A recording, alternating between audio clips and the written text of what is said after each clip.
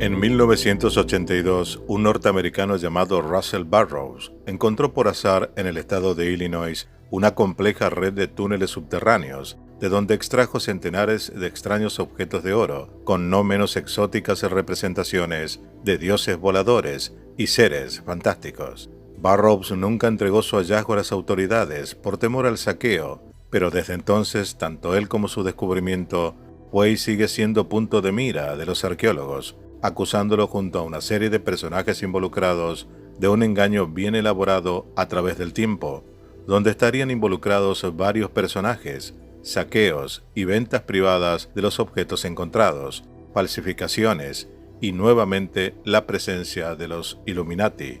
Hasta hoy no se sabe el lugar exacto de la polémica cueva, que de existir el mensaje de sus artefactos podrían cambiar la historia de la humanidad.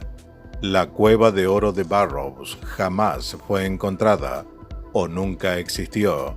¿Tesoros de un pasado desconocido de la humanidad o simple fraude arqueológico? En Historia Ignorada, 23ª parte.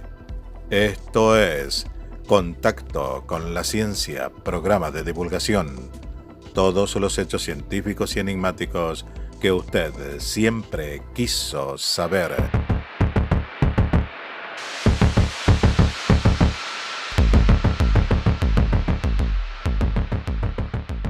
La historia de cómo un ciudadano normal llamado Russell Burroughs llegó hasta una cueva de Illinois, repleta de vestigios arqueológicos extraños, bien podría inspirar una novela o película de aventuras, pero mezclada con traiciones, saqueos y venta de artefactos arqueológicos, falsificaciones y sociedades secretas, que al igual que en otros casos como las cuevas de los Tallos y el Monte Buceschi, estuvieron siempre involucrados. Esa es la antesala que nos lleva hoy a repasar una historia pasada, pero de actualidad y misterio aún no resuelto por nadie, la Cueva de Oro de Burroughs, de la que intentaron dilucidar el mensaje de sus artefactos lingüistas destacados como Carl Schillmann y divulgadores como Alexander Putney y Klaus Dona. En abril de 1982, el protagonista de esta historia se encontraba en un apartado valle, cuando la casualidad quiso llevarle al acceso cerrado de una cueva. No sin esfuerzo logró despejar la entrada y seguidamente se arrastró en el agujero, internándose en la oscuridad. Metro a metro, Burroughs fue abriéndose paso por un laberinto subterráneo de aspecto artificial. Las galerías estaban sembradas de misteriosos símbolos y representaciones. En el suelo había piedras grabadas. De las paredes colgaban extrañas cabezas de piedra que probablemente habían servido de lámparas. No obstante, lo que más le llamó la atención fueron unos pasadizos que surgían a trechos irregulares en las paredes. Burroughs decidió explorar uno de ellos. De repente se vio envuelto por un olor nauseabundo y al iluminar el lugar con su linterna, fue tanteando las paredes hasta detenerse frente a un objeto de gran tamaño. Se quedó sin respiración. Allí, tendido sobre una gran losa, se encontraba el esqueleto de un hombre. Estaba flanqueado por hachas, lanzas y otros objetos de metal, pero aquel no fue su único hallazgo. Tras ensanchar el agujero de entrada a aquella sala, Burroughs descubrió nuevas herramientas de cobre y bronce y una serie de vasijas, y en la penumbra también distinguió el brillo de numerosas joyas. Su corazón se disparó. ¿Qué habría tras las piedras que cerraban los demás pasadizos? Burroughs decidió penetrar en otra de las cámaras, donde se encontró con los restos mortales de una mujer y dos niños, que parecían haber sido asesinados o sacrificados. 5 años más tarde, sus visitas furtivas al lugar se habían hecho habituales. En 1987 descubrió otra sala que él llamó la tumba principal. El acceso a esta cámara se encontraba bloqueado por una enorme rueda de piedra, sobre la que podían verse unos enigmáticos caracteres. Burroughs superó también este obstáculo y finalmente consiguió penetrar en una amplia estancia en la que, rodeado de armas y estatuas, se encontraba un gran sarcófago de piedra. Tras levantar la tapa del sarcófago, descubrió un segundo ataúd, esta vez de oro puro, con una momia en su interior. Aparte de Burroughs, hasta ahora nadie se ha adentrado en la cueva para confirmar estos hallazgos, ya que éste se ha resistido a revelar su localización a través del tiempo.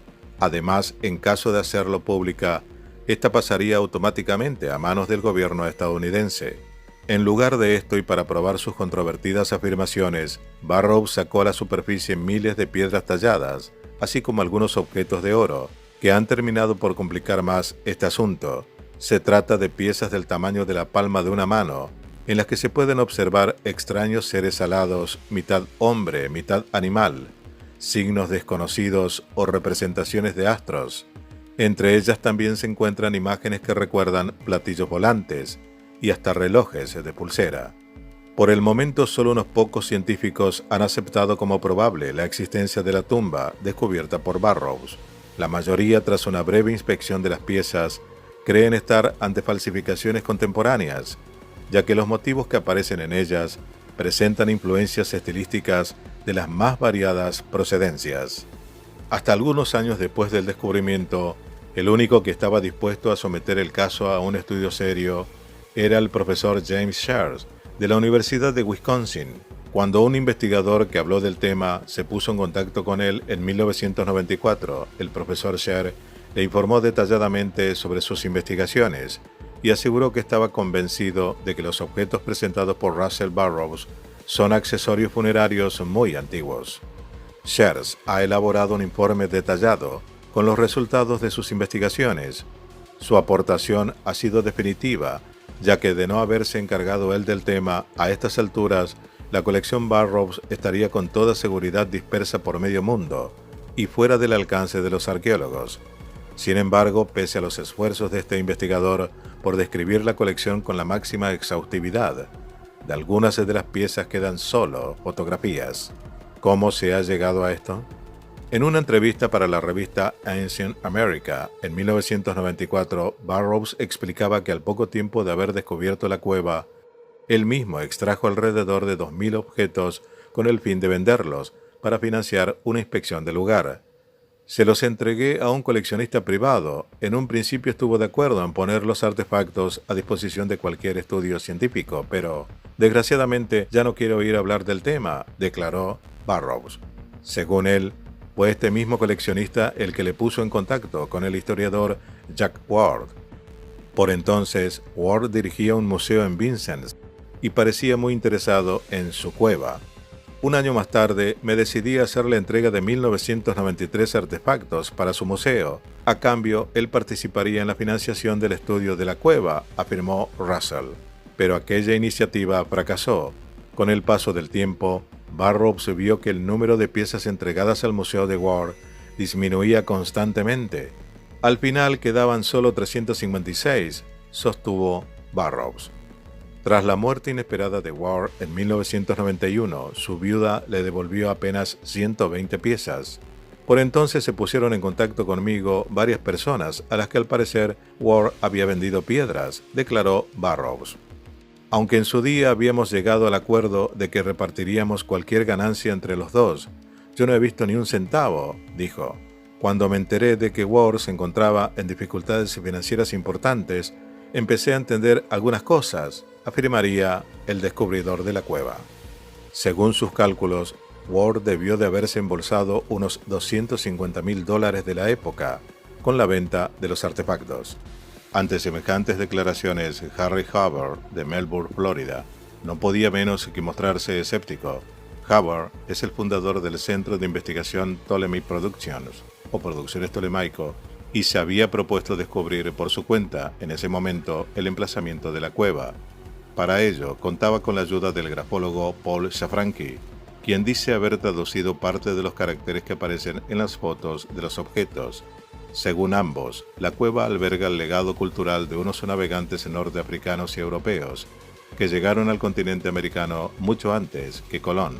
Ptolemy Productions había invertido ya más de $350.000 de la época en la búsqueda en ese momento, y ello muy a pesar de Russell Burroughs, quien enfurecido descalificó a Hubbard en 1997. El motivo es que este último está convencido de la existencia de la cueva, pero no de la honradez de Burroughs para él. Burroughs no ha hecho más que sacar provecho de la misma. Con la venta de las piedras Russell debe de haberse embolsado un dineral, afirmaba. El director de la revista Ancient America, Wayne May, quiso saber más detalles y en octubre de 1996 se reunió con Hubbard para interrogarle sobre sus motivos para dudar de Burroughs. ¿Cuál no sería su asombro cuando Hubbard le mostró una serie de fotografías en las que se podían ver montañas enteras de oro? Hubbard explicó que las fotografías habían sido tomadas en 1988 en el Museo War, lo cual es motivo suficiente para desconfiar. ¿Qué había sido de todo aquel oro? ¿Por qué hasta entonces solo se había hablado de algunos artefactos de oro que se suponía que Ward había vendido? ¿Y por qué Burroughs no había informado a nadie de la existencia de aquellas fotos? ¿Acaso había sacado junto con las piedras bastantes más objetos de oro? De estos documentos se desprende claramente que entre 1987 y 1989 por la mesa de Burroughs pasaron cantidades de oro cuyo valor total asciende a casi $7 millones de la época. Parece que la mayor parte se fundió y se vendió a la US Mint a través de Fort Knox. El resto, valorado en $3 millones, no se sabe a dónde ha ido a parar. Supongo que seguirá en poder de Burroughs, había explicado en aquella época Hubbard a May. Con el tiempo, Hubbard había publicado algunos de estos documentos, como hizo con el informe de fecha 26 de agosto de 1987, en el que el propio Burroughs deja constancia de cómo, presuntamente presionado por el propietario del terreno donde se encuentra la cueva, saqué a la superficie algo más de 500 onzas, unos 15 kilos, de oro de la sala de las estatuas, diría. Igualmente explosiva es una carta del 31 de marzo de 1989 dirigida a Jack Ward, en la que el congresista Frank McCluskey señalaba quién debe ser el intermediario para la venta del oro, y se refería a un tal Michael Iacangelo de Fort Knox. Por lo tanto, hasta hoy en día se sigue sin saber nada sobre el paradero del oro, tanto más cuando el propio profesor James Sherr, amigo íntimo en su momento de Burroughs, no podía proporcionar más que informaciones vagas sobre el asunto. En septiembre de 1997 se había comunicado con el investigador, parte de cuya investigación estamos leyendo, que durante el curso de sus investigaciones se había concentrado principalmente en los objetos de piedra. Cuando se le presentó la oportunidad, Sherr insistió en echar un vistazo a los objetos extraídos de la cueva. Algunos eran claramente vaciados, pero también he visto algunas piezas originales de metal que tenían un brillo amarillo rojizo, así que probablemente se tratara de una aleación de oro o plata y quizás también plomo.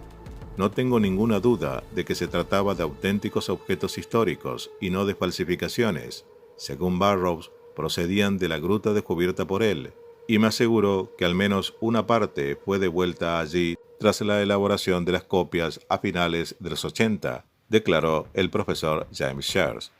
¿Objetos de oro extraterrestres? En noviembre de 1997, Harry Howard envió a Bugin, el investigador de parte de esta nota, cientos de páginas de información sobre sus investigaciones. Howard había conseguido hacerse con unos 30 duplicados de los objetos de oro, mientras que otros habían llegado de diversos modos a colecciones privadas. Howard sostiene que en total ha podido inspeccionar personalmente unos 600 vaciados. El resto se encuentra todavía en poder de la familia de Jack Ward, diría, en aquella década. Según él, Burroughs mandó elaborar copias de todos los objetos de oro y después hizo fundir los originales. Por lo tanto, bien podría ser verdad que de los 6 a 7 millones de dólares mencionados por Howard hayan sido recaudados de este modo. Además, tenía en su poder el periodista Bugin los números de 3 cuentas bancarias suizas a las que presuntamente se han transferido el dinero de la venta del oro. Howard había proporcionado también otra interesante información. Parece que la colección Burroughs contiene también numerosos motivos extraterrestres, junto a criaturas prehistóricas marinas y terrestres y seres uniformados. Aparecen también reproducciones de objetos voladores, unos en el aire y otros en tierra, dijo Howard. Él mismo afirma haber visto también bustos de seres con rasgos de reptil. Estas piedras cambiaron de dueño en marzo de 1997 en una subasta que tuvo lugar en Peoria, Illinois, diría. Las teorías de Howard coinciden con las del célebre experto en culturas indígenas americanas, Joseph Mahan, fallecido en 1995. Mahan fue presidente del Instituto para la Investigación de las Culturas Americanas, la ISAC, y hasta antes de su muerte se había dedicado intensamente al estudio de la cueva de Burrows. Mahan formuló las siguientes conclusiones. Creo que las personas enterradas allí son reyes del sol, que eran sepultados junto a sus mujeres e hijos, así como sus ropas, armas y alimentos necesarios para recorrer el camino hacia la muerte, diría. Se trataba de mortales considerados semidioses y constituían la descendencia de aquellos inmortales que un día vinieron a la Tierra desde sus naves iluminadas. Se quedaron aquí durante un tiempo y efectuaron calculadas manipulaciones genéticas. Enseñaron a sus descendientes cosas que las generaciones posteriores debían transmitir y conservar, cómo tratar las enfermedades, gobernar con sabiduría, navegar o construir, y al abandonar la Tierra prometieron regresar algún día, según el profesor Joseph Mahan. Los artefactos encontrados en la cueva por Russell Burrows sumaban más de 3.933 piedras grabadas, que a juicio de su descubridor oscilaban entre el 726 a.C. al 10.000 a.C. Es decir, no estaba del todo convencido. Las figuras tenían un lenguaje para él entonces desconocido. También pudo catalogar una infinidad de figuras de oro. Curiosa y desgraciadamente, Russell vendió aproximadamente 2.000 piezas de la cueva a un coleccionista privado, que dicen era o estaba relacionado con los Illuminati. Por la cantidad, algunos dicen de $20.000 o $200.000, aunque otros afirman que era una suma cercana a los 20 millones de dólares de la época. En la cueva Russell encontró figuras y artefactos de distinta factura, entre las que predominaban en cantidad las de oro, figuras egipcias, sumerias, etíopes, en dialecto sumerio, egipcio, griego, latín e inclusive objetos con inscripciones latinas de nuestra época, lingotes de oro grabados en 1900. La pregunta es cómo llegaron a este lugar y, en todo caso, quién o quiénes fueron los que las depositaron allí, resguardándolas, de qué o de quiénes y para qué. Según Burrows, la cueva era de difícil acceso, pero tras entrar en un pequeño e imposible agujero, la cueva se extendía en unos inmensos y vastos espacios que daban lugar a 12 criptas principales y muchos más secretos. En la cueva se encontraron inmensas cantidades de oro con inscripciones y cientos de piedras pequeñas con todo tipo de grabados, europeas, egipcias, hebreas, sumerias y otras tantas desconocidas, dibujos de distinto tipo de factura, diseño y tipo, de Egipto, Sumeria, Atlántida, aliens, reptilianos, caballos, que recordemos fueron llevados por Colón a América, aunque parece ser con este dato ya los hubo tiempo atrás allí. Elefantes, serpientes, mapas del río Mississippi antes del diluvio, esfinges, tierra hueca, demonios, incluso a un Jesucristo predicando ante los indios. Nuevamente nos preguntamos, ¿por qué este hallazgo, de ser verídico y que cambiaría la historia de la humanidad por completo, nunca fue divulgada en forma masiva a todo el mundo, sino ridiculizada, negada y vapuleada por los arqueólogos oficiales y por la prensa en general? Pareciera que la conspiración, como siempre en estos casos especiales, ser la respuesta que más coincidencias tiene y se acerca a la realidad de otros casos similares, como la de las Cuevas de los Tallos, la Galería Hiperbórea, las pirámides de Crimea o el Monte Buceci, de los cuales ya hemos hablado anteriormente en otros videos en este mismo canal. En mayo de 2012, el profesor y doctor en filosofía José Wilson, investigador en arqueología, antropología cultural y genética de la Universidad de Massachusetts Amherst, publicaría un ensayo con el título de La cueva que nunca existió, arqueología foránea y colaboración fallida en Estados Unidos, que nos da una visión más profunda de cómo se manejan los arqueólogos hasta el día de hoy, cuando deben investigar hallazgos como el de Burrows. En una parte de su ensayo leemos: este ensayo explora la importancia de la incapacidad de los arqueólogos estadounidenses para interactuar de forma crítica y respetuosa con un público sumamente interesado en los descubrimientos arqueológicos, pero escéptico ante el elitismo académico. El desinterés de los profesionales ha resultado en un rechazo masivo de la arqueología foránea, dejando sin control los peores abusos. Esto deja al público con pocas pistas para distinguir lo imposible de lo improbable, lo poco ortodoxo o lo iconoclasta, Iniciativas audaces como la de Burroughs prosperan, creando divisiones entre los arqueólogos y el público interesado, impidiendo la colaboración y el diálogo efectivos. La cueva de Burroughs es una lección para los aspirantes a arqueólogos, un ejemplo de lo que ocurre cuando los profesionales rechazan las oportunidades de interactuar con los intereses de la comunidad, finalizaría el académico. Esto fue Contacto con la Ciencia, programa de divulgación. Todos los hechos científicos y enigmáticos que usted siempre quiso saber. Dale like, suscríbete, aporta, dona y comparte.